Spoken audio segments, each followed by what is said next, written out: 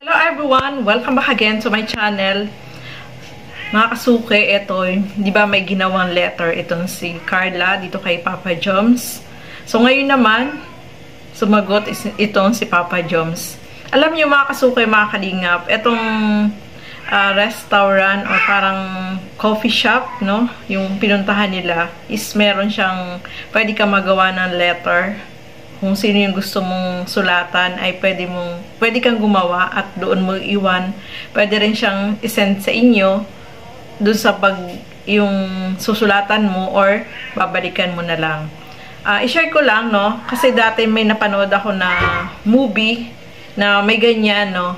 Nakakatuwa naman, may ganyang parang coffee shop na pwede kang magawa ng letter doon sa gusto mong bigyan. At napanood ko dun sa video sa movie na aking napanood is, ano naman siya, hindi siya yung sinisil. Ididikit mo lang siya doon sa parang may lagayan sila, bulletin board, nakalagay doon yung mga sulat na mga kumakain doon. Kung gusto mo magawa ng letter sa iyong mahal or kung sino man, ay pwede kang gumawa tapos ididikit mo lang siya. So, mababasa nung mga pumupunta doon, mga kasukay, mga kalingap. So, may ganun sa napanood ko na movie.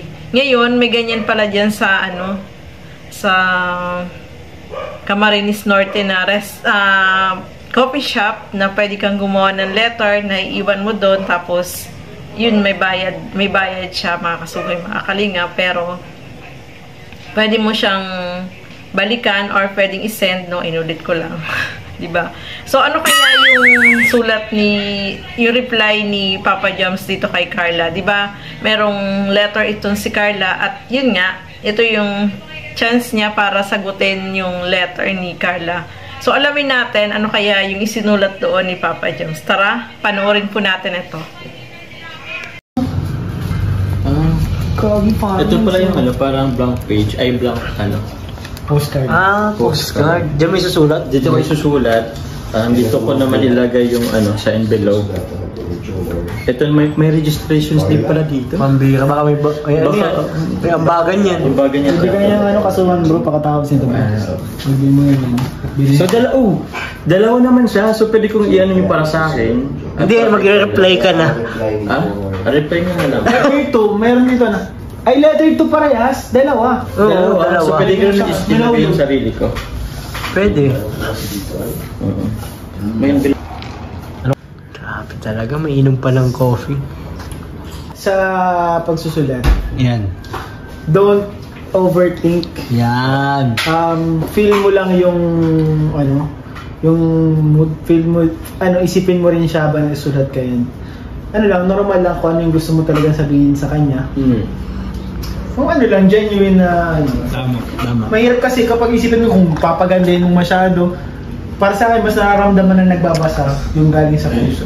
Alam mo yung sinabi dyan ni Ian, no? Kalingap Ian, na huwag ka masyadong mag-isip ng sasabihin. Kung ano ba yung nasa isip mo lang, yung natural na iniisip mo, kung ano man yung gusto mong sabihin sa kanya, para sabi nga niya, wag mo masyadong pagandahin. Kung ano lang, yung natural na, kung ano ka, yun lang yung isulat mo dyan, no, mga kasukay, mga kalingap, no? Kasi, mapipil mo naman kung ano yung nasa damdamin mo, yung nararamdaman mo sa isang tao. So, isulat mo, no, kung ano yung pumasok sa isip mo, ilagay mo dyan, no, mga kasukay, mga kalingap. So, ituloy po natin.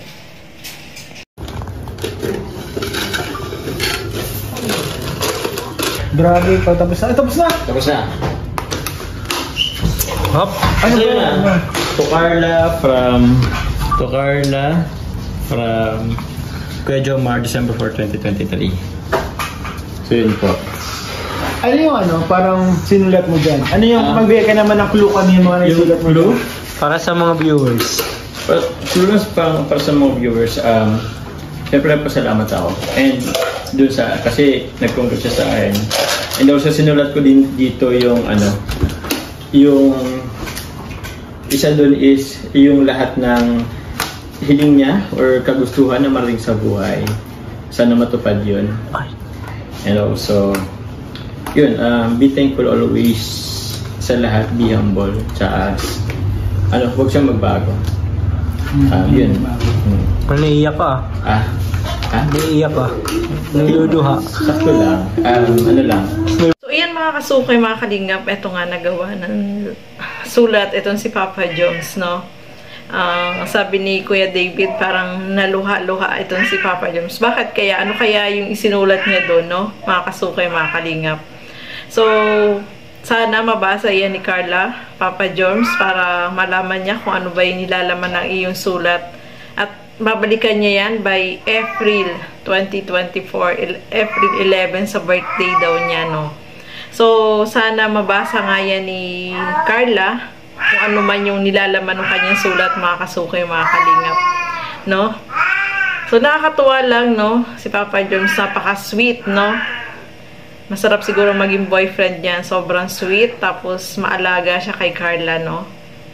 So, ayan, mga kasukay, mga kalingap. Nakakatuwa naman, no?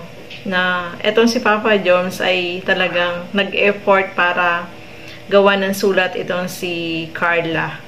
So, ayan, hanggang dito na lamang po muna. Maraming salamat po sa inyong panunood at lagi po natin supportahan Bal Santos Matubang, Kalingap Rob at Edna Vlogs at support po natin Kuya Jomar Vlog. At yung aking YouTube channel, Gandang Emmy, sa mga hindi pa po nakapag-subscribe, please subscribe and please hit the notification bell para lagi po kayong updated sa aking mga ina-upload ng mga reaction video. Maraming salamat po at hanggang sa muli. Bye-bye!